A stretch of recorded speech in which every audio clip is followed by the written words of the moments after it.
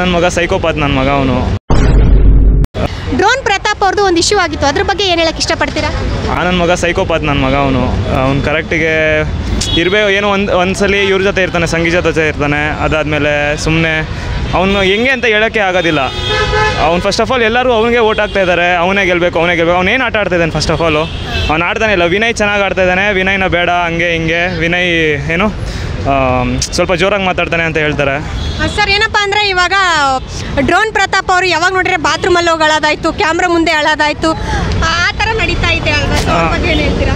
ಅವ್ನು ನಿಜವಾಗ್ಲೂ ನನಗೆ ಇಷ್ಟನೇ ಇಲ್ಲ. ಫಸ್ಟ್ ಆಫ್ ಆಲ್ ಅವ್ನು ಕರೆಕ್ಟ್ ಗೇಮು ಆಡಲ್ಲ, ಸುಮ್ಮನೆ ಯಾವುದೋ ಒಂದು ಜನ ಎಲ್ಲ ತುಂಬ ಇಷ್ಟಪಡ್ತಾ ಇದ್ದಾರಲ್ವಾ?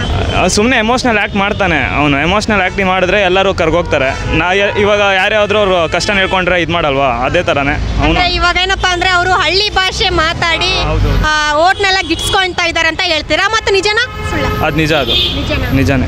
ಸೊ ಈ ವಾರ ಅವ್ರೇನಾದರೂ ಎಲಿಮಿನೇಷನ್ ಆಗ್ಬೋದು, ಯಾಕಂದರೆ ವಿಷ ಕುಡ್ದಿದ್ದಾರೆ ಅಂತ ಒಂದು ಆಗಿತ್ತು. ವಿಷ ಕುಡ್ದಿದ್ದಾನೆ, ಇಲ್ಲ ಸೂಸೈಡ್ ಅಟೆಂಪ್ಟ್ ಏನೋ ಇದೆ ಅಂತ ಹೇಳ್ತಾ ಇದ್ದಾರೆ.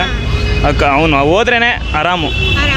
ಸೊ ಅವರಿದ್ರೆ ಅಷ್ಟೊಂದೇನು ಬಿಗ್ ಬಾಸ್ ಅಲ್ಲಿ ಇಲ್ಲ, ಅವ್ನು ಏನು ಆಡ್ತಾನೆ ಇಲ್ಲ ಫಸ್ಟ್ ಆಫ್ ಆಲ್. ಅದಕ್ಕೆ ಅದು ಯಾರು ಆಟ ಆಡಿಸ್ತಾನೂ ಇಲ್ಲ, ಅವ್ನು ಆಡಲ್ಲ ಅಂತ ಇಂಟ್ರೋವರ್ಟ್ ಥರ ಆಡ್ತಾವನೆ. ಅದಕ್ಕೆ ಓಕೆ ಸರ್, ಥ್ಯಾಂಕ್ ಯು.